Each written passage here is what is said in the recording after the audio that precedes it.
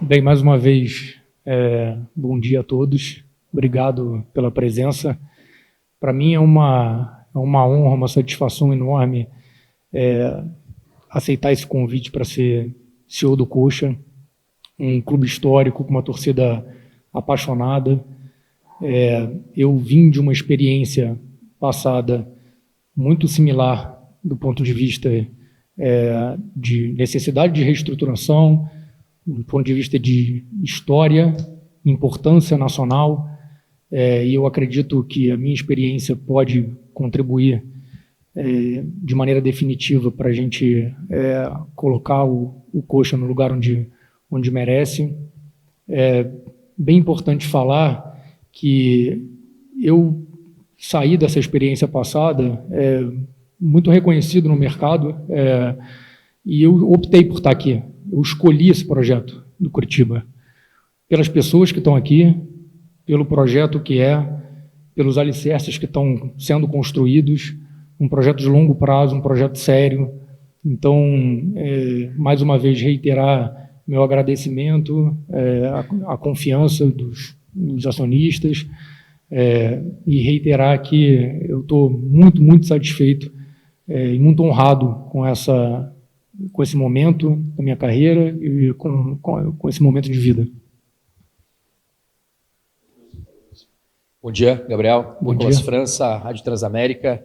Queria fazer assim, duas perguntas que talvez se juntem na frente ali, você, na hora de responder, acho que vai ter essa noção. Assim. A primeira, quais são os objetivos que foram traçados assim, da SAF até para um projeto mais de médio e longo prazo? Eu te pergunto isso porque, desde que ano passado, quando foi anunciado o acordo, a gente já teve algumas entrevistas, alguns materiais que foram publicados ou até distribuídos para possíveis investidores que depois vazaram. A gente percebeu assim, a gente teve alguns objetivos colocados que mudaram até, né, em relação ao futebol, especialmente. Né? Então, de uma colocação do clube em 5 anos entre os grandes do futebol brasileiro, de buscar títulos, enfim, uma hora era uma coisa, outra hora era outra. Como é que vocês estão trabalhando, como é que você chegou e foi posicionado aí pelos acionistas em relação a objetivos mesmo do clube, do futebol, né, que é o fim do Coritiba.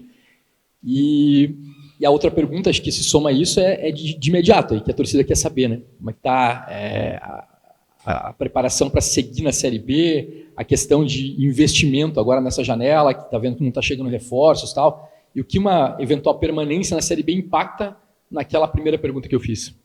Boa. Olha, os objetivos estão bem claros, para mim, pelo menos. Tem objetivos administrativos e objetivos esportivos. Né? O objetivo esportivo é uma estabilização na principal competição nacional, então, na Série A. Então, estabilizar o clube na Série A, esse é o primeiro objetivo. Para isso, você tem que fazer um trabalho administrativo, que isso eu posso afirmar. Também vou voltar um pouco à minha experiência passada, né? Como eu encontrei o último clube que eu participei do projeto. Aqui a gente está muito na frente do ponto de vista administrativo. Então, a gente tem a dívida completamente organizada. Até o final do ano vai ter sido pago 1/3 da dívida total do Curitiba. Então, assim, o projeto, as bases para o crescimento, elas estão sendo colocadas, elas estão se solidificando, e agora a gente precisa solidificar um projeto desportivo que, como eu falei, está na Série A, está estabilizado na Série A. E aí a tua segunda pergunta era... Sim, a permanência da Série B, que é a situação que tem impacto. Isso aqui. Pensamento até casa, mano. Primeiro falar que, enquanto tiver possibilidade, a gente vai brigar pelo objetivo de estar na Série A no final da temporada. Mas também que o objetivo ele é jogo a jogo, né? Então a gente vai trabalhar jogo a jogo para começar a ter bons desempenhos jogo a jogo para a gente conseguir o objetivo no final. E, obviamente, se a gente não consegue, existe um impacto financeiro, que eu também posso afirmar que, pelo que eu vi na parte administrativa, o impacto ele tem sido coberto sempre pelos acionistas. Então, assim, a Tricorp ela já investiu mais de 100 milhões de reais no Curitiba, tem um planejamento para continuar investindo, e a ideia é que, até que aconteça a estabilização, os investimentos vão ser feitos. Gabriel, bom dia. André Cavalcante, RPC. Bom dia. Queria que você falasse um pouco de como que deve ser a sua relação com o torcedor, que nós ainda estamos nos adaptando a esse cargo de executivo, de CEO do futebol, e conhecendo os nomes, conhecendo os rostos desses profissionais, e não só a imprensa, a torcida também. Aqui nos últimos meses a gente vivenciou o profissional que estava nesse cargo antes, nos holofotes assim, das cobranças dos torcedores. Queria que você falasse um pouquinho das experiências que você já teve no Cruzeiro, não sei se no Valladolid também teve, de pressão do torcedor, e como que você acha que tem que ser essa relação? Se de fato vai ser desse jeito passional, como que você acha que ela vai se desenhar, não só agora aqui no Coritiba, mas como que o cara que ocupa esse posto deve se relacionar com o torcedor nesses casos de pressão, né? Porque quando o time está ganhando, o torcedor até esquece quem que é o CEO, deixa de lado. Mas quando as coisas não estão saindo, não estão fluindo, aí a cobrança vem para cima, exatamente quem está nessa função. Eu acho que é natural, né? Assim, eu também me adaptei, então, de novo, passei por um processo de muita pressão, né? De exposição e muita pressão. Vocês não vão me ver falando o tempo inteiro, então eu não sou uma pessoa, pela minha personalidade, que gosta de falar o tempo inteiro, mas é muito importante dizer que eu quero ter uma relação, o Coritiba quer ter uma relação próxima com o torcedor. O Coritiba é uma entidade privada hoje, mas é uma entidade de interesse público, né? Uma entidade que pertence, de certa forma, aos torcedores. Então, a gente deve explicações, a gente deve falar, a gente tem que estar próximo. A gente está lançando hoje uma landing page por dentro do Coxa que vai dar a oportunidade dos torcedores se cadastrarem para poder falar com membros da direção. Então, a gente quer escutar o torcedor, a gente quer ter uma escuta ativa, eles vão ter voz. Então, isso foi um dos diagnósticos que a gente fez. Eu acho que a gente não estava comunicando bem e a gente precisa melhorar a nossa comunicação. E vamos caminhar nessa direção. Bom dia, Rafaela Razeira, do 12 Esportes. Você comentou sobre, né, o investimento da Tricorp de 100 milhões no Coritiba, mas a gente sabe que, infelizmente, dentro do campo, esse investimento não tem trazido retorno. Inclusive, ontem, com a saída do Fran Sérgio, quase metade dos reforços contratados no período de SAF já deixaram o clube, né, o que mostra um pouco dessa dificuldade da efetividade. Eu queria entender, assim, na tua visão, né, na tua gestão, o que você vê, o que deve ser feito para realmente tornar esse investimento da SAF efetivo, assim, dentro de campo? O que você acha que tem que ser feito? Olha,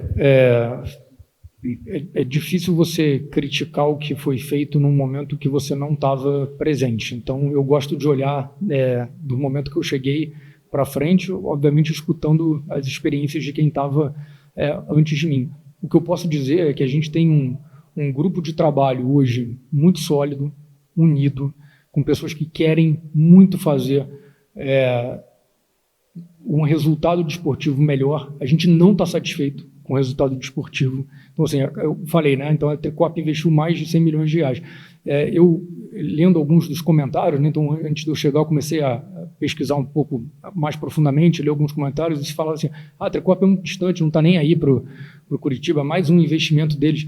Eles são os proprietários do clube que colocaram mais de 100 milhões aqui. Então, quem está mais insatisfeito pela situação que está acontecendo, além do torcedor, é o próprio acionista. Então, o que eu posso te dizer e reiterar é a confiança que eu tenho no grupo de trabalho, a confiança que eu tenho na direção desportiva hoje para fazer melhores investimentos, bons investimentos que vão trazer resultado. E, de novo, é uma questão de transição, né? A gente está transitando de um momento mais instável para um momento de estabilidade e as bases estão se solidificando. Então, eu acredito muito nisso. Gabriel, bom dia, Seta do Colchonautas. Bom dia. Muito tem se falado sobre a contratação de jogadores, porém o futebol ele tem se mostrado cada vez mais importante a parte fora do campo, né? Departamento de análise, scout, núcleo de saúde, nutrição. Eu queria a sua opinião, você acha que o Coritiba vai mudar nessas áreas também? Muitos falam também sobre psicologia no clube, algo que tem afetado muitos jogadores. Queria saber a sua opinião sobre isso. Excelente pergunta. afeta muito, está cada vez mais complexo e você tem cada vez que contar com mais áreas de apoio.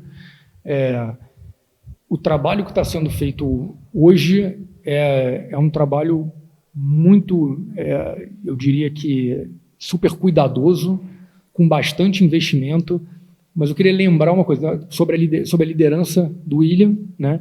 Eu queria lembrar que o William está há 4 meses no clube, 4 meses ou 5 meses? 4 meses e meio no clube. Então, assim, que no futebol a gente esquece, né? E tudo passa tão rápido, mas o William está há 4 meses e meio no clube, está liderando um processo. A gente tem profissionais super qualificados nas áreas de apoio, alguns que chegaram recentemente, e o que eu posso te dizer é que é um processo de transformação que está acontecendo nesse momento, que eu tenho muita confiança. Bom dia, Gabriel. Ricardo Brejinski, da Banda B. Bom dia. Gabriel, faltam menos de um mês para fechar a janela de transferências agora no mercado brasileiro. E eu queria saber qual que é o foco agora, porque a gente conversou até com o Wilson Ribeiro, que faz parte da associação do Curitiba. Ele tinha dito que tinha conversado com o pessoal da Tricorp, que tinham prometido 4 reforços que chegariam para ser titulares absolutos do time. E com esse curto tempo, como é que está essa busca? O Curitiba vai se reforçar realmente nessa questão de trazer jogadores de expressão para ser titulares? E como é que entra você nessa questão desse trabalho de reforços, se você está ligado diretamente, se você só passa por alguma outra questão? Eu queria que você explicasse um pouco os reforços e como é que você trabalha nisso. Boa, excelente pergunta. Eu não entro na parte técnica de avaliação de desempenho de reforços, eu entro numa parte de negocial, contratual, de colocar metas e objetivos para o departamento de futebol, assim como eu faço com outros departamentos do clube, mas eu gosto de falar que eu respeito muito o que eu não sei, né? Então, a gente tem profissionais qualificados para fazer esse trabalho. Sobre o trabalho do clube na janela, vocês já viram que foram feitas 2 contratações que já foram anunciadas, o clube está ativo no mercado, mas a gente não vai comentar contratações nem negociações em curso. Quando chegar no final da janela, o William vai fazer uma coletiva que vai explicar os movimentos de contratação, os movimentos de saída e qual é a direção desportiva do clube. Tá bom? Gabriel, bom dia. Guto, do GE. Globo. Com base nessa questão de futebol, o Curitiba hoje ele está em busca de um diretor executivo de futebol para atuar abaixo do cargo do William Thomas, seguindo aquele organograma, você, William e esse profissional. Como que está essa busca? Você tem participado deste processo e Curitiba tem uma certa urgência para preencher esse cargo? Boa. Esse não é um foco agora, nesse momento. Tá? Esse trabalho está sendo desempenhado pelo William, que é o head esportivo. A gente pensa assim, em reforçar as estruturas do clube, em reforçar a área desportiva, mas o foco agora é no final da temporada e o William vai cumprir esse papel. A gente não tem pressa para preencher vagas no departamento de futebol. Gabriel, bom dia. Rogério, da Rádio Jovem Pan. Eu gostaria que você, se pudesse, explicar qual a dificuldade do Coritiba até agora no mercado, porque o clube prometia algumas contratações, prometia um perfil de contratação de apenas jogadores que viessem para resolver, e até agora foram jogadores que sequer entraram em campo, tem quase um mês de janela de transferências. Se o torcedor ele pode esperar novos investimentos no futebol e se há dinheiro para isso, ou se realmente o problema para essa dificuldade do Coritiba no mercado passa muito pela questão financeira. Que não passa por uma questão financeira, acho que está bem em linha com a resposta que eu dei anteriormente, né? Então, o clube ele continua ativo na janela, provavelmente chegarão novos reforços, mas a gente não vai comentar nesse momento perfil de contratação, quantas contratações vão ser feitas, se terão saídas, se a gente vai fazer um balanço, o William vai sentar aqui e vai fazer um balanço no final da janela para vocês. Pode. Gabriel, você citou ali o investimento de 100 milhões que já foi feito, né? Eu queria entender um pouquinho melhor, né? Porque quando foi fechado o contrato lá, tinha uma previsão de investimento, acho que para o futebol era 450 milhões em 10 anos, mas ao mesmo tempo um orçamento mínimo, né, do futebol cada ano, varia ali da Série B para a Série B menor esse ano. Esses 100 milhões, ele entra já no que é previsto assim, no orçamento mínimo, ou são receitas correntes? Assim, fazem parte daqueles 450 adicionais, que já então seriam aí, 25% mais ou menos dos 10 anos, só para entender melhor essa situação, assim, um dinheiro já colocado, já adiantado? Eu não vou entrar em muitas miudezas do contrato, até porque existem cláusulas de confidencialidade, mas o que eu posso te dizer, assim, já foram mais de 100 milhões, que é mais do que o compromisso que foi assumido no passado. Então, os investimentos foram feitos, estão sendo feitos e vão continuar sendo feitos dentro dos compromissos que estão programados no acordo de investimento. É dentro do compromisso que foi feito.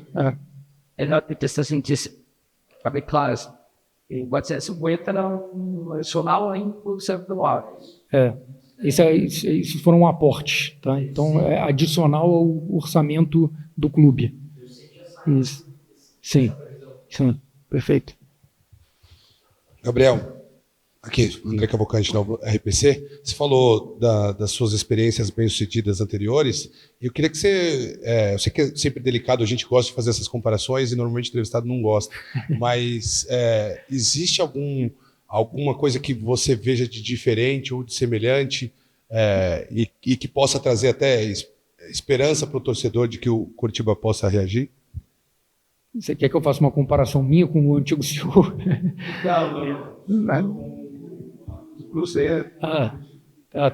Não, tudo bem. Não, assim, acho que do ponto de vista do ponto de largada é muito parecido, né? Então, lá atrás o Cruzeiro ele tinha uma dívida muito grande, uma receita muito baixa e estava vindo de 3 anos na segunda divisão. O Coritiba eu acho que eles pegaram de uma maneira muito similar, né? Porém mais bem estruturado do ponto de vista do passivo, né? A recuperação judicial já tinha sido pedida, então já estava um pouco melhor estruturado o passivo.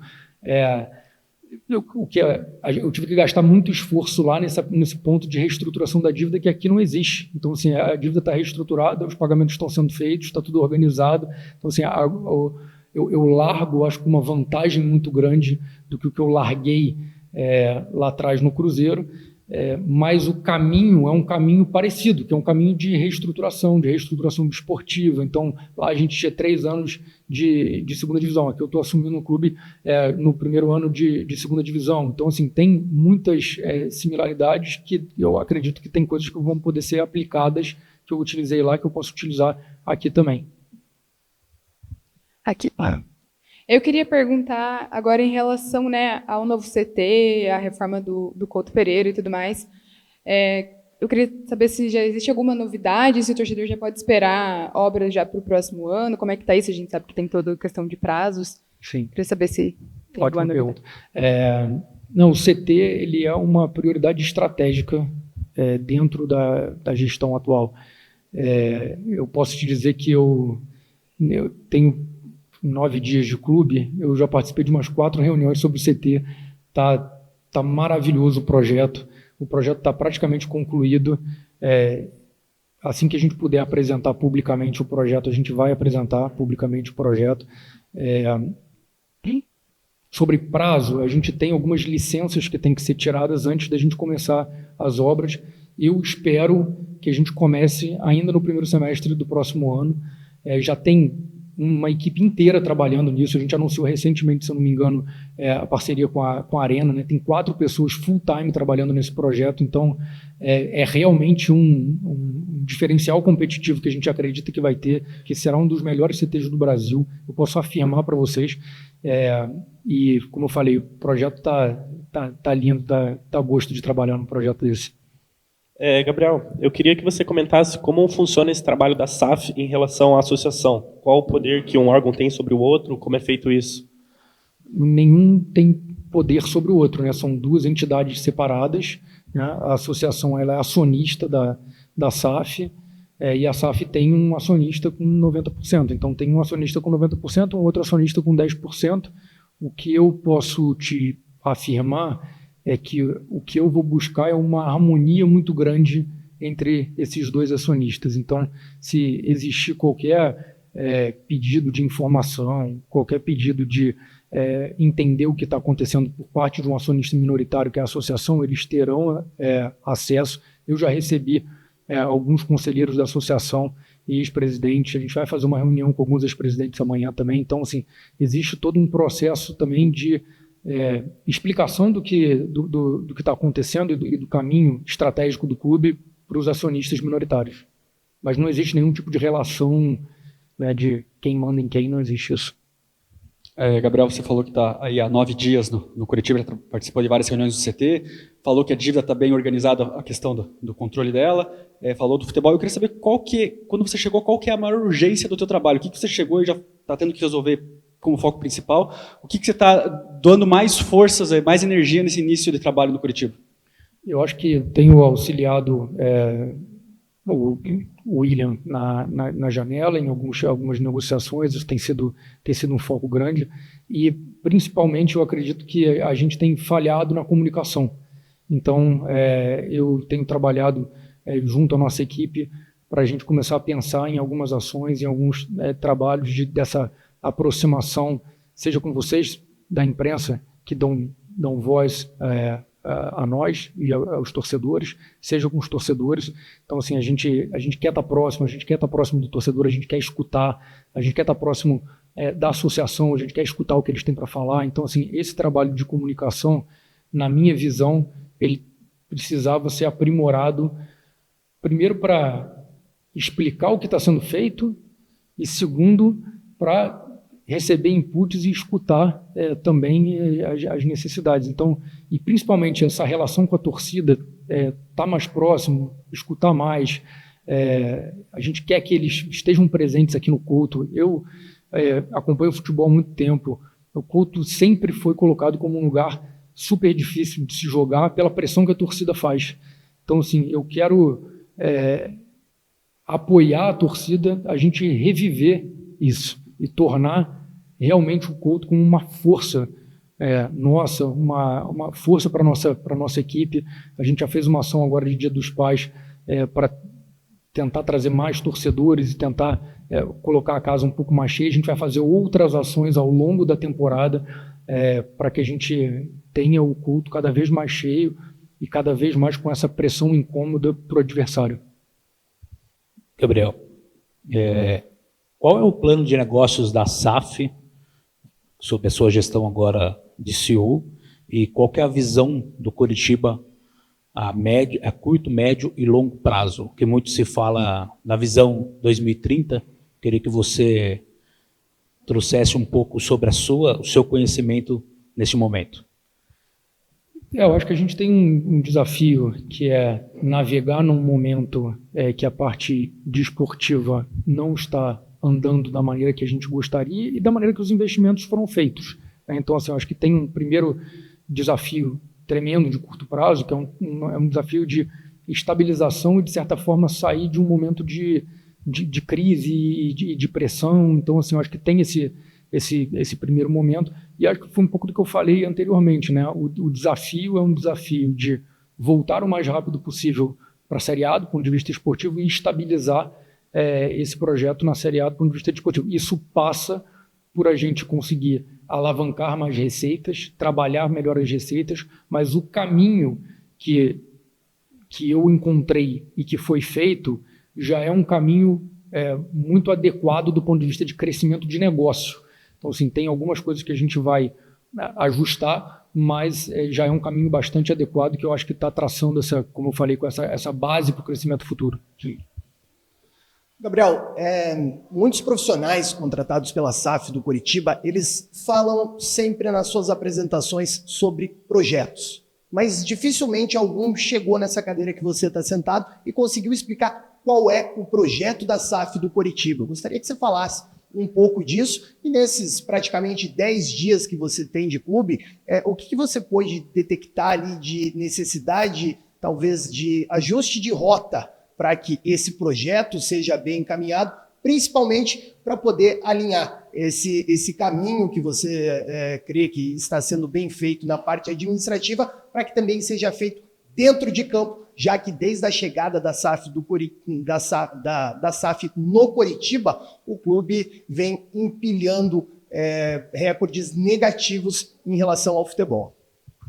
Eu acho que é bem similar a duas das perguntas que já foram feitas. Então, o objetivo esportivo eu acredito que está super claro, a estabilização na Série A o mais rápido possível. O objetivo administrativo é você conseguir aumentar receitas para você sustentar essa posição estável na Série A. O que precisa melhorar é exatamente o que foi falado há pouco, né? Melhorar comunicação, melhorar a forma de trabalho interna. Eu acho que a gente tinha alguns desafios que eu identifiquei, que a gente já tá melhorando. A gente tem um grupo de trabalho, que é importante dizer, que eu já falei aqui, mas a gente tem um grupo de trabalho que está no Curitiba há pouco tempo. Então, assim, o William, que é o diretor desportivo, o head desportivo, ele está há 4 meses e meio, está colocando a sua filosofia em prática. Eu acabei de chegar, tem outros profissionais. Quando eu fui apresentado aqui para os profissionais, né, eu quis saber quanto tempo cada um tinha de casa. E a maioria tem menos de 1 ano, menos de 6 meses. Então, assim, é um grupo jovem que a gente precisa fazer com que a engrenagem funcione o mais rápido possível.